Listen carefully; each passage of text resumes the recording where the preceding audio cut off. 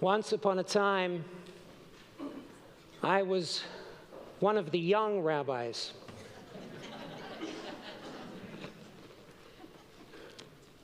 That was back 20 years ago when Rabbi Gewurz and I first arrived here at Temple Bat Yam. We'd only been married for 2 years and not yet been blessed with any of our 3 girls. After serving here as rabbinic intern and then spending my first 5 years as an ordained rabbi in my hometown, 12 years ago we returned to our TBY family with 2 out of our 3 girls in tow. And back then, I was still one of the young rabbis. 10 years ago, I was blessed to be named senior rabbi. And often the adjective young was still mentioned somewhere in there. Not that long ago, I was considered one of the young rabbis here. But as the Pink Panthers' Inspector Clouseau replied to the homeowner who protested that the vase he had just destroyed was a priceless antique, not anymore.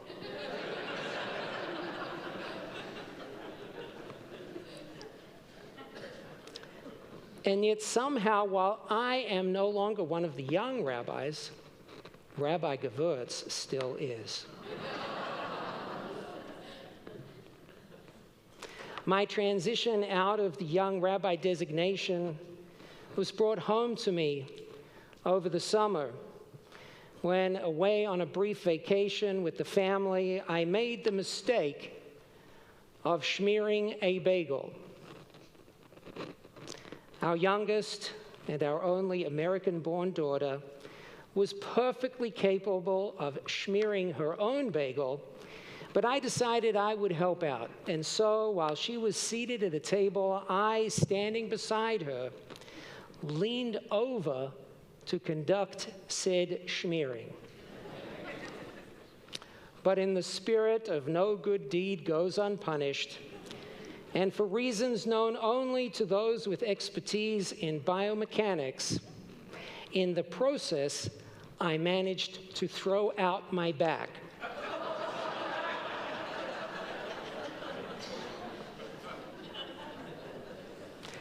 Boy, did it hurt. I could barely walk, and it took over a week to recover. And most importantly, for its cosmic significance, it happened the morning I turned 50.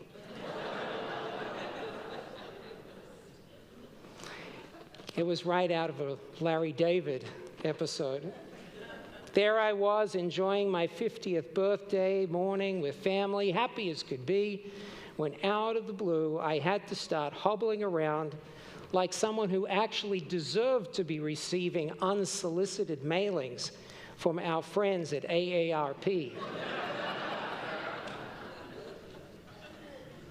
While inside, I feel just as young as when I started here as a rabbinic student 20 years ago, and thank God I'm blessed to be in pretty good shape, apart from my back. There are definitely indications that I no longer qualify to be designated as one of the young rabbis. Through most of my rabbinic career, when it came to meetings with temple leaders and fellow team members, I was at least one of the youngest, if not the youngest, in the room. Thanks to new generations of lay leaders stepping up and the arrival of some younger team members, in many of our meetings, I am squarely on the older side of the table. In fact, increasingly these days, the only person around who still makes me feel young is our beloved Cantor Grant. Thank you, Cantor.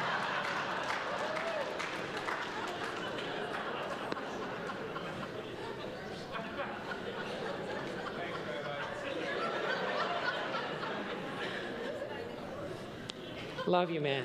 Love you. So this transition from young rabbi has prompted me to deliver the message I wish to impart on this Kol Nidre Eve.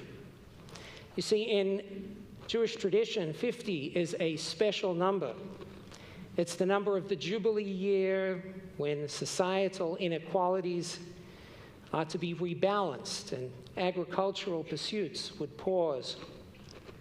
It's a multiple of 5, which are the books of the Torah, the number of knots in the tzitzit, and the number of sections in the book of Psalms. And in a more contemporary linkage, the number 5 figures prominently in a trend on the short video-focused social media network known as TikTok. One trend that I've seen gathering traction is a stream of short videos where experts share the 5 things they would never do as an experienced emergency room physician, dermatologist, veterinarian, the list goes on. I've learned quite a bit. Don't ride a motorbike, always wear sunscreen, and beware of crazy golden doodles. While this is certainly not a TikTok video, and tonight most certainly is Kol Nidre, in honor of my rather inauspiciously celebrated Jubilee birthday, and with the sense that perhaps my 50 years of life on earth so far, along with my medical and rabbinical experience, just might imbue me with some wisdom worth imparting on this holiest of days, I'd like to share the 5 things that I would never do as a 50-year-old Reform rabbi from Australia who once worked as a physician and is now the proud father of 3 and the husband of another much younger rabbi.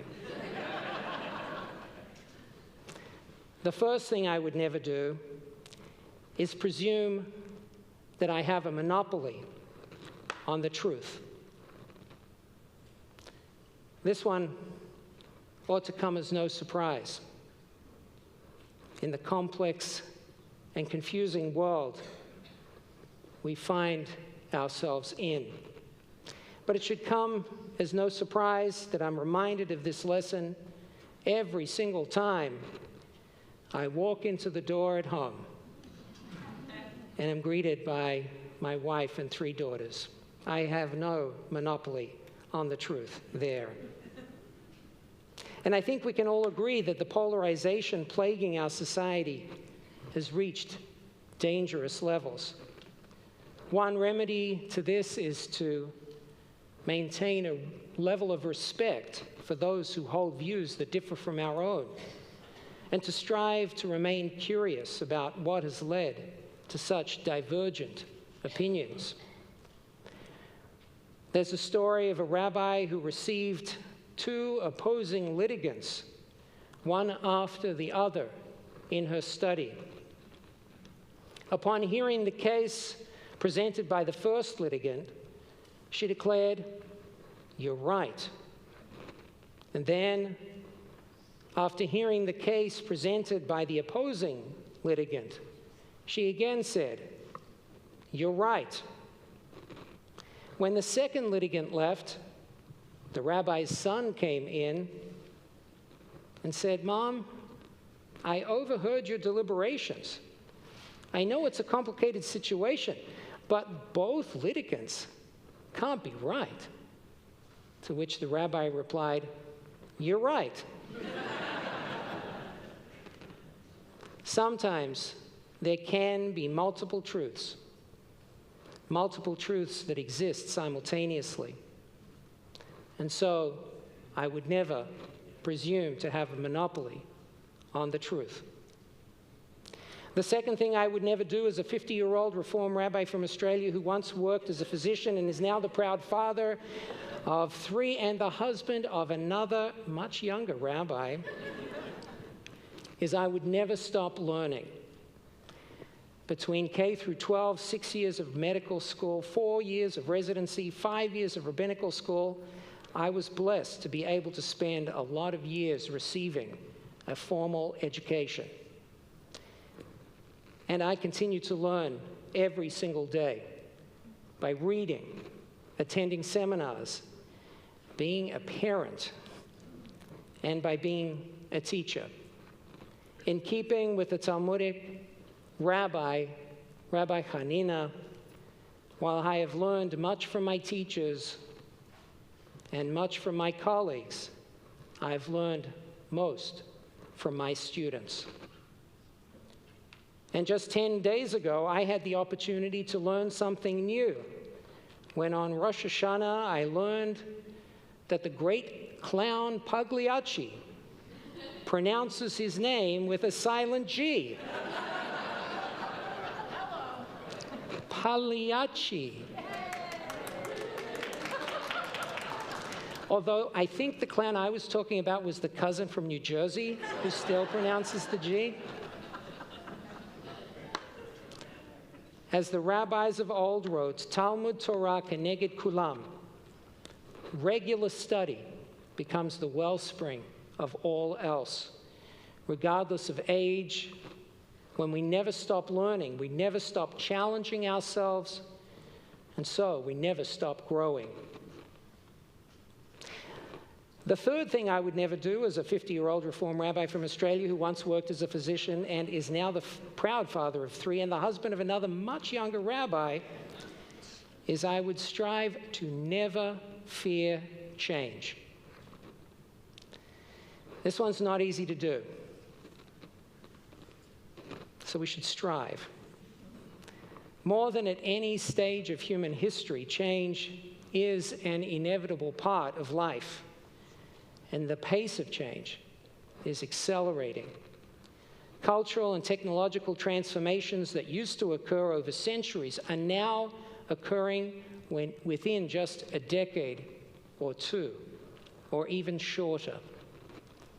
While video long ago killed the radio star, and Netflix later killed Blockbuster, now Netflix and all the other streaming platforms are at risk of being killed by the endless user-generated media content on platforms like TikTok. Like change in general, technological change can help us and it can hurt us. Sometimes we can't tell which it will be in advance. Decades ago, the Jewish community saw a change and responded with great fear. The Jewish community almost universally looked at rising rates of intermarriage and viewed them as solely a source of mortal danger to the future of Judaism. Instead, what we have found is that more often than many once thought possible, when warmly welcomed and when embraced, folks who did not grow up as Jewish and who choose to become part of our Jewish families and community help us grow, both in numbers and in our ability to create thriving Jewish communities. Many here tonight are here because of a warm welcome, or in some cases, in spite of a less than warm welcome. We are thankful to all of you who have found your way into the Jewish community. That's with or without a Jewish life partner. We're grateful that you are part of Jewish living and hope you feel appreciated and loved. The fourth thing I would never do as a 50-year-old Reform rabbi from Australia who once worked as a physician and is now the proud father of 3 and husband of another much younger rabbi is to champion Judaism that is based less on joy and more on oi. In the aftermath of the Shoah, understandably, much of Jewish life was clouded by the aftershocks of the cataclysmic tragedy that was perpetuated against our people. And today's rise in anti-Semitism from the extremes of both sides of the political spectrum is chilling. And although we must attack anti-Semitism head-on, along with dismantling all types of bias and unfounded hatred, we cannot expect Jewish identity to long endure if it is primarily grounded as a response to those who hate us. The survival of our people cannot be just about the survival of our people. The Jewish people has not existed for more than 3 millennia simply to exist.